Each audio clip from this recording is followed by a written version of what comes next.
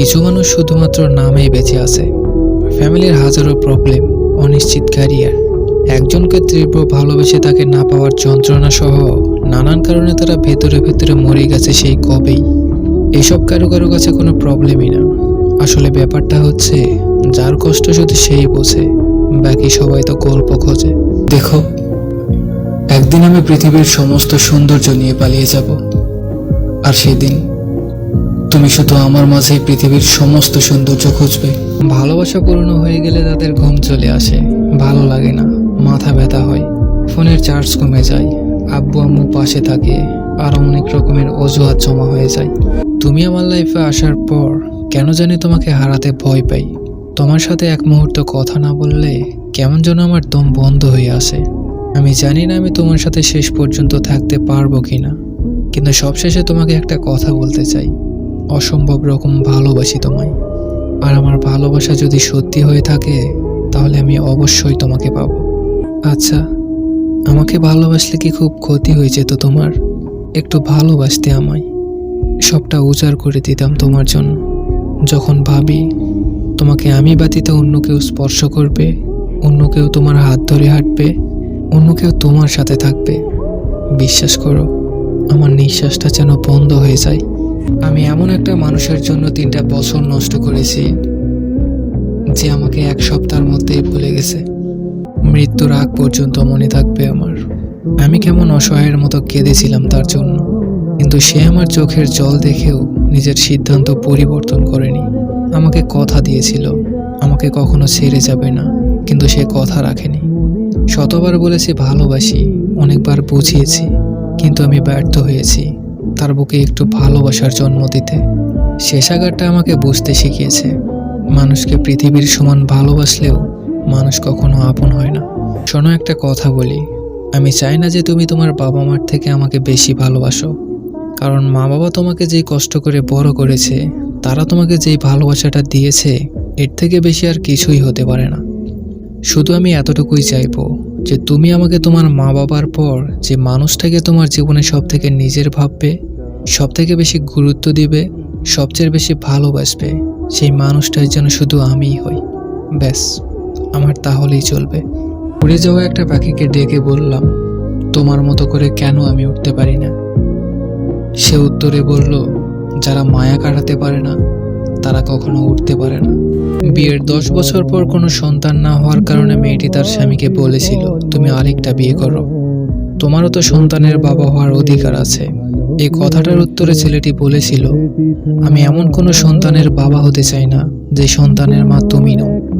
ভালোবাসা সত্যিই সুন্দর। আচ্ছা, তুমি তো আমার ভুলগুলো সব গুনে গুনে রাখো, কখনো সময় পেলে একটু মন থেকে ভেবে দেখো যে সত্যিই কি সেই ভুলগুলো আমার ছিল।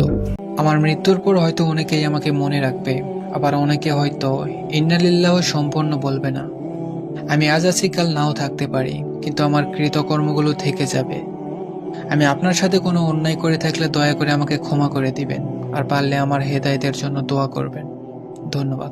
যারা আপনাকে বারবার কষ্ট দিচ্ছে, যাদের জন্য বারবার আপনার চোখে পানি আসছে, তারা যতই আপন হোক না কেন, তারা অন্তত আপনাকে ভালোবাসে না।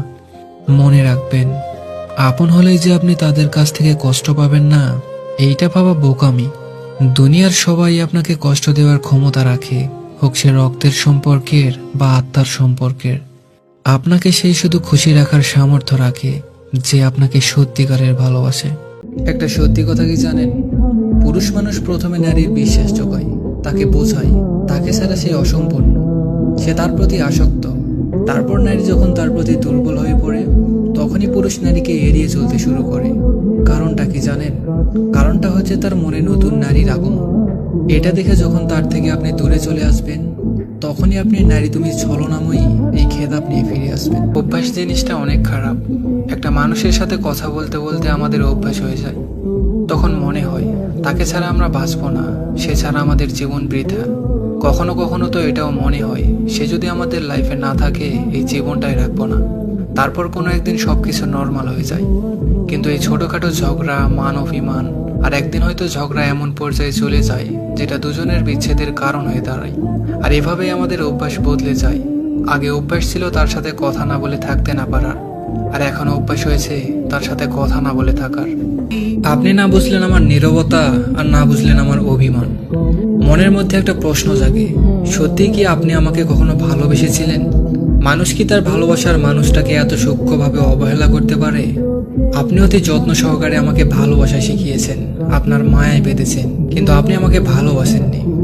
আপনাকে হারানোর ভয় পেতে পেতে অবশেষে আপনাকে হারিয়েই ফেললাম। আপনাকে আমি ভীষণ ভালোবাসি, তাই আপনাকে তো আর অভিশাপ দিতে পারবো না, তবে বলবো ভালো থাকুক আমার ভালোবাসা। অভিমান, অভিমান জিনিসটা অনেক দামি, সবার উপর করা যায় না। আর অভিমানের ভাষাটাও সবাই বুঝতে পারে না।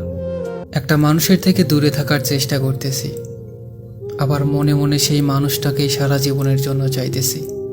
কি বিচ্ছিরি একটা অনুভূতি, তাই না? তারপর যুগের পর যুগ কেটে যাবে, বুকের বাম পাশে তুমি রয়ে যাবে। কেউ একটুখানি আশ্রয় চাইলে বলে দিব, ভেতর থেকে কেউ একজন তালা দিয়ে বসে আছেন। একটা কথা বলি শোনো, কখনো ভেবো না তোমাকে পাইনি বলে তোমার ক্ষতি করব। আমি হাসতে হাসতে দুনিয়া ছেড়ে চলে যাব, তবুও তোমার সুখের পথে কখনো কাটা হয়ে দাঁড়াবো না। সময় পাইনি খোঁজ নেওয়ার, এই কথাটা না বলে আসলে সরাসরি বলে দেওয়া উচিত। খোঁজ নেওয়ার প্রয়োজন মনে করিনি, কারণ কোনো মানুষই এতটাও ব্যস্ত থাকে না যে একটু খোঁজ নেওয়ার সময় পায় না। 15 মিনিট যদি সে খাওয়ার জন্য সময় বের করতে পারে, তবে 1 মিনিট সময় বের করে সে আপনার খোঁজ নিতে পারত। বিষয়টা আসলে সময় পাওয়া বা না পাওয়ার না, বিষয়টা হলো প্রয়োজন আর গুরুত্বের। যদি তোমার কাছে আমার এই ভিডিওটা পৌঁছায়, তাহলে কথাগুলো একটু শুনে নিও। আমি তোমাকে কোনো কিছুর জন্য দোষারোপ করছি না। আমি জানি কিছু ভুল আমারও ছিল, সবসময় যে শুধু তুমি ভুল করেছিলে বিষয়টা এমন না। আমি এটাও জানি তোমার ভালোবাসাটাও সত্যি ছিল, কিন্তু ওই যে বলে না, চোরা উপরওয়ালা তৈরি করে। আমরা দুজন দুজনকে ভালো তো প্রচুর বেসেছিলাম, কিন্তু হয়তো দুজন দুজনের ভাগ্যে ছিলাম না। ঠিক আছে, কোনো ব্যাপার না, তুমি ভালো থেকো, আমিও ভালো থাকার চেষ্টা করছি। সবাই বলে সময়ের সাথে সাথে নাকি সব অভ্যাসগুলো চেঞ্জ হয়ে যায়, কিন্তু আমার কিছু কিছু অভ্যাস আজও তো পাল্টালো না। আমি এখনো ফেসবুকে গিয়ে তার প্রোফাইল চেক করি, তার পোস্টে কে কে রিয়াক্ট করলো, কে কে লাভ রিয়াক্ট করলো, কে কেয়ার রিয়াক্ট দিল। সত্যি বলতে আমি যখন দেখি সে কারোর ছবিতে লাভ রিয়াক্ট দিয়েছে, তখন আমার হার্টবিট অনেক ফাস্ট হয়ে যায়। তার সাথে আজ হয়তো কোনো সম্পর্ক নেই, তবুও বারবার মনে হয় তাকে বলি, তুমি কেন অন্যের ছবিতে বা পোস্টে লাভ রিয়াক্ট দাও? তবুও চাইলেও তাকে সেই প্রশ্ন করার অধিকারটুকু আজ আমার নেই। এভাবেই হয়তো একতরফা ভালোবাসাগুলো নিজের মধ্যেই সমাধি হয়ে থেকে যায় আজীবন। ভালোবাসা কখনো শেষ হয় না, শুধু প্রকাশ করা বন্ধ হয়ে যায়। ডিভোর্সি মেয়েদের সাথে কখনো কেউ মজা করবেন না, কারণ তারা এমনিতেই অনেক অসহায়। পারলে তাদের বিয়ে করে সুন্দর একটা সংসার উপহার দিন। তুমি আমাকে ভালোবাসো বা ঘৃণা করো, দুটোই আমার কাছে সমান, দুটোতেই আমি খুশি। কারণ ভালোবাসলে আমি তোমার হৃদয়ে আসি, ঘৃণা করলেও আমি তোমার হৃদয়ে আসি। বলেছিলাম ফ্ল্যাটটা অনেক ছোট, মাকে গ্রামে রেখে আসো। সে প্রতিশোধ নিল, ছেলেকে হোস্টেলে রেখে এসে বলে, বোঝো আমার মায়ের কেমন লাগবে।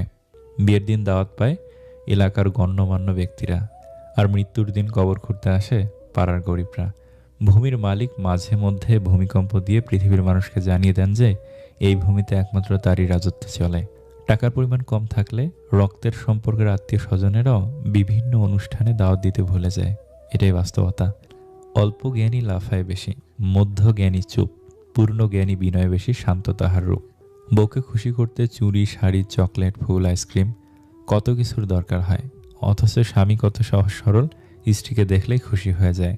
যার মন সুন্দর তার ভাগ্য খারাপ, কারণ তার সহজ সরল মনটা নিয়ে সবাই খেলা করে। স্বামী যতক্ষণ ছায়া হয়ে তোমার মাথার উপরে থাকবে, ততক্ষণ তোমার সাথে দুনিয়ার সবাই সম্মান দিয়ে কথা বলবে। স্বামীবিহীন হয়ে দেখো, কারো চোখে তুমি আপদ, কারো চোখে তুমি বোঝা, আর সমাজের চোখে তুমি হয়ে যাবে অসৎ নারী। সাফল্যের জন্য তোমাকে 3টি জিনিসের মূল্য দিতে হবে: ভালোবাসা, কঠোর পরিশ্রম, আর স্বপ্নকে বাস্তব হতে দেখার জন্য ব্যর্থতার পরেও কাজ করে যাওয়া। আশা কখনো তোমাকে ছাড়ে না, বরং তুমি তাকে ছেড়ে দাও। যারা সবাইকে নিয়ে ভালো থাকতে চায়, তারাই এই পৃথিবীতে বেশি কষ্ট পায়। মানুষ কখনো ইচ্ছে করে কাঁদে না, কাঁদায় তার অতীত, কাঁদায় তার অতীত স্মৃতিগুলো, কাঁদায় তার সবচেয়ে কাছের মানুষ, কাঁদায় তার প্রিয়জন। স্বামী আর স্ত্রীর মধ্যে যদি মিল, মতামত, ভালোবাসা না থাকে, সেই সংসার যতই নামি দামি হোক আর টাকাওয়ালা হোক, সেই সংসারে সুখ থাকে না। হাসিগুলো সবার জন্য হতে পারে, কিন্তু চোখের জল কোনো একজন বিশেষ মানুষের জন্য পড়ে। নিজের শরীরকে প্রয়োজনের চেয়ে বেশি সাজিও না, কারণ সে তো মাটির সাথে মিশে যাবে। সাজাতে হলে চরিত্রকে সাজাও, কারণ মৃত্যুর পরেও মানুষ তোমাকে স্মরণ করবে।